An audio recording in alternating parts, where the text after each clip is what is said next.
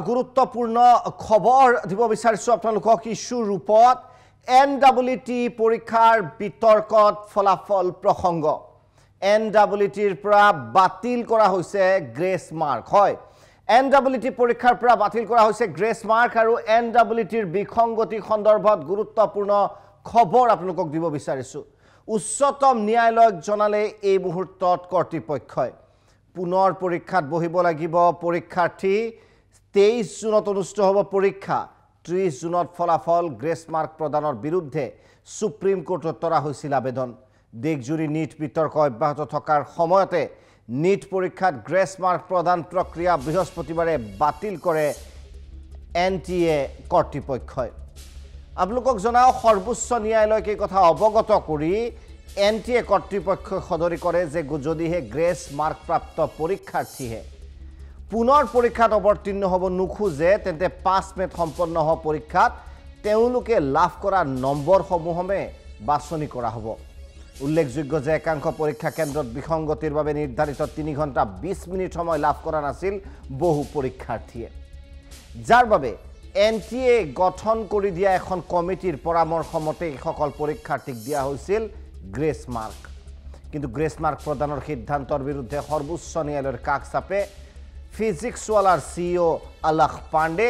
আৰু জৰিপিটি কাৰ্থিক নামৰ এগৰাকী পৰীক্ষাৰ্থী ইতিমধ্যে নিট বিতৰ্কৰ আনেক গোচৰত নামভৰ্তিৰ কাউন্সিলিঙত স্থগিতাদেশ দিবলৈ অস্বীকাৰ কৰি কেন্দ্ৰ আৰু এনটিএ লৈ জাননী জাৰি কৰিছে সুপ্ৰিম কোৰ্ট অফ ইণ্ডিয়াই ইপিনে নিট কেলেংকাৰীক লৈ কেন্দ্ৰীয় চৰকাৰৰ কঠোৰ সমালোচনা কৰি সৰ্বোচ্চ ন্যায়ালয়ৰ নিৰীক্ষণত এক তদন্ত কমিটিৰ দাবী তুলিছে সাংসদ গৌৰৱ গগৈ ইয়াৰ লগতে ইণ্ডিয়ান মেডিকেল এছ'চিয়েশ্যনৰ অসম শাখাৰ সভাপতি ডক্টৰ অৰুণিমা গোস্বামীয়ে সমগ্ৰ কেলেংকাৰীৰ চিবিআই তদন্তৰ দাবী কৰিছে এনডব্লিউটিত হোৱা বিসংগতিত জড়িতৰ বিৰুদ্ধে ব্যৱস্থা গ্ৰহণ কৰা হ'ব বুলি উল্লেখ কৰিছে শিক্ষামন্ত্ৰী ধৰ্মেন্দ্ৰ প্ৰধানে এই সন্দৰ্ভত ধৰ্মেন্দ্ৰ প্ৰধানৰ মন্তব্য আপোনালোকক দেখুৱাইছে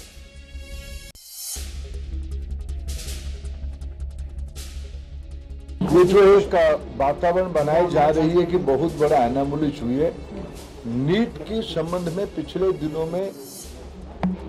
नीट में आपकी जानकारी के लिए बताऊं 24 लाख स्टूडेंट्स अपियर करते हैं अभी जो मसला जो सुप्रीम कोर्ट के सामने आज भी चल रहा है सरकार ने अपना पक्ष रखा है उसमें ये लगभग 1550 स्टूडेंट की है पर ग्रेटर क्वेश्चंस कुछ उठाए गए हैं सरकार उसकी सामना करने के लिए उसको संतुष्टि के साथ बच्चों को उत्तर देने के लिए बहुत प्रामाणिकता के साथ खड़ा है स्पेसिफिक घटना जो आए हैं उसको सरकार गंभीरता से लिया है एकेडमिशियंस की कमेटी बनी है उन्होंने कुछ रिकमेंडेशन किया है उस हिसाब से सरकार आज कोर्ट के सामने उस पक्ष को रखेगा और बाकी जो नीडफुल सुप्रीम कोर्ट के आदेश से ही कुछ साल पहले से एनटीए की गठन हुई है पिछले दिनों में आज एनटीए लगभग 3 बड़े एग्जामिनेशन कराते सक्सेसफुली कराती है नीट जेई और सीयूईटी इतने बड़े देश में जब 13 लैंग्वेज में एग्जामिनेशन होगा विश्व की कई देशों में एग्जामिनेशन सेंटर होगी कई प्रकार के स्टूडेंट्स उसमें पार्टिसिपेट करते हैं जो घटना हमारे सामने आई निश्चित रूप में दोषियों को उसमें दंड दिया जाएगा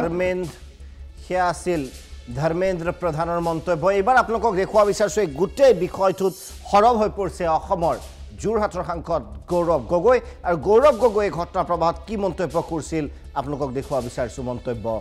Gaurav Gogoi The Congress party believes that the BJP government's attitude towards the ongoing demand for an inquiry into the NEET exam is irresponsible and insensitive. We demand a Supreme Court monitored investigation into this entire scandal which has affected around 24 lakh students.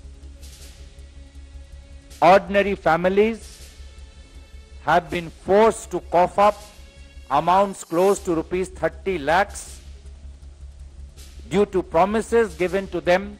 by different coaching centers and examination centers. We believe that no inquiry can be a just and fair and comprehensive inquiry if the inquiry is headed by the NTA themselves. The NTA chairperson should be removed from his post, and Prime Minister Modi, who likes giving examination advice to class 10 students, should not forget the mental anxiety of these potential undergraduates. Instead of paying attention, here আছিল গৌৰৱ গগৈ ইতিমধ্যে আপোনালোকক জনাইছো যে Indian medical এছ'চিয়েশ্যনৰ Assam শাখাৰ সভাপতি doctor Arunima গোস্বামীয়ে সমগ্ৰ কেলেংকাৰীৰ এক CBI তদন্তৰ দাবী জনাইছে NWT হোৱা বিসংগতিত জড়িতৰ বিৰুদ্ধে ব্যৱস্থা গ্ৰহণ কৰা হ'ব বুলি ইতিমধ্যে ধৰ্মেন্দ্ৰ প্ৰধানে জনোৱা বুলি দেখুৱালো আপোনালোকক এইবাৰ অৰুণিমা গোস্বামীৰ মন্তব্য গ্ৰেস মাৰ্কৰ কথা যে গ্ৰেস মাৰ্ক যদি কোনবা পৰীক্ষাত এটাটো হৈছে কি নিদিয়ে আৰু কোনবা পৰীক্ষা যদি গ্ৰেস মাৰ্কৰ কথা থাকে সেইটো আগতীয়াকৈ কিন্তু নিয়ম বিলাকৰ ভিতৰত থাকে গাইডলাইনত থাকে যে if necessary grace marks will be given কিন্তু এটোটো তেনেকুৱা ধৰণৰ একো নাছিলে গতিকে সেইটো এটা ডাঙৰ কথা এতিয়া তাৰে যিজন ডিৰেক্টৰ জেনেৰেল আছে NTA সুবোধ কুমাৰ তেখেতে এখন প্ৰেছমেল কৰিছে আৰু সেই প্ৰেছমেলখনত তেখেতে এখন 4জনীয়া কমিটি বনাই দিছে যোনে এটো মানে অনুসন্ধান কৰিব যে ক'ত কি ভুল হৈছে কিন্তু IMA পিনৰ পৰা আসলতে এটোত আমি CBI ইনকুৱাৰী এটা আমি বিচাৰিছো CBI তদন্ত কৰিব লাগে আৰু এটো আমি সকলোৱে বিচাৰিছো কিন্তু ইনকুৱাৰী কৰিবলৈ দিয়াটো হৈছে IMA যেটো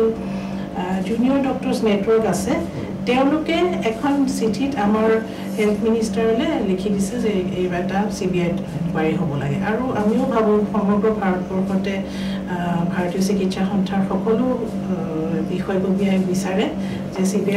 আছিল অৰুণিমা গোস্বামী CBI তদন্ত বিচাৰিছে সমগ্ৰ ঘটনা প্ৰবাহক লৈ দেশৰ এটা ডাঙৰ পৰীক্ষা বুলি ক'ব লাগিব নিটৰ পৰীক্ষা বহু মেধা সম্পন্ন ছাত্ৰ ছাত্ৰীয়ে আশাৰে বাট চাই ৰয় এই নিট পৰীক্ষাত আৰু ইয়াতেও যদি খেলিমেলিৰ সৃষ্টি হয় তেনেহলে নিশ্চয় প্ৰশ্নবোধক উত্থাপন হ'ব